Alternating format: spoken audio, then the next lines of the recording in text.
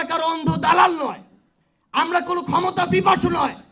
বিবেকবোধের জায়গায় যদি আমাদের মনে হয় যে কেউ আপনারা এই অভ্যুত্থানের স্পিরিটের সাথে বিশ্বাসঘাতকতা করছেন, ইভেন প্রফেসর ডক্টর মোহাম্মদ ইউনূসও যদি হয়, আমরা তাকেও ছেড়ে কথা বলবো না। বাংলাদেশ পুলিশ এই প্রতিষ্ঠানটির উপরে বিশাল একটি কালিমা লেগে গিয়েছে।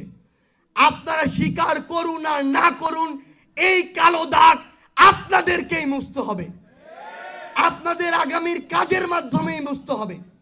আপনারা যদি আপনাদের জায়গা থেকে দায়িত্ব পালন না করেন, বিশ্বাস করুন আর না করুন, আপনাদের পোশাকের যে মর্যাদা, আপনাদের পোশাকের যে ডিগনিটি, ইন্টিগ্রিটি, এটা যতটা ক্ষতিগ্রস্ত হয়েছে, আপনারা যদি নিজের কাজের মাধ্যমে এই ক্ষতিটি পূরণ না করেন, সারা জীবন মানুষের কাছে আপনাদের যে সম্মানের স্থান, সেই সম্মানটি আপনারা কোনোদিনও ফিরে পাবেন না।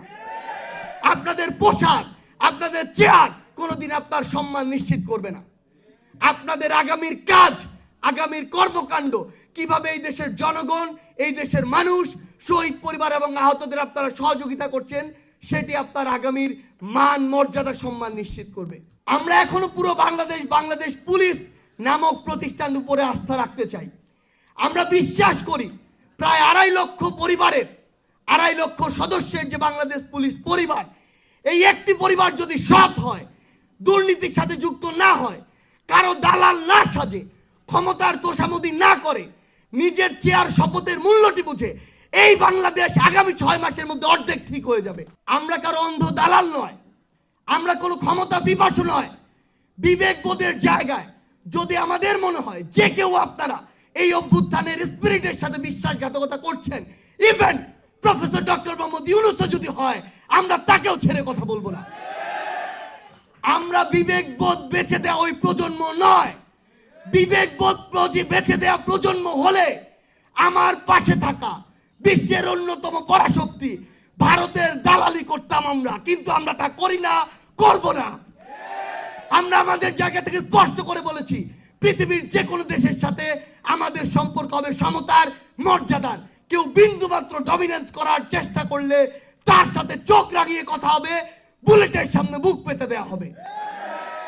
ওই শেখ মুজিবুর রহমান 1971-এর পরে এই বাংলাদেশের অস্তিত্ব, এই বাংলাদেশের যে সার্বভৌমত্ব, সেটি নষ্ট করে দিয়েছিল এই বাংলাদেশকে একটি দেশের কাছে ইজারা দিয়ে।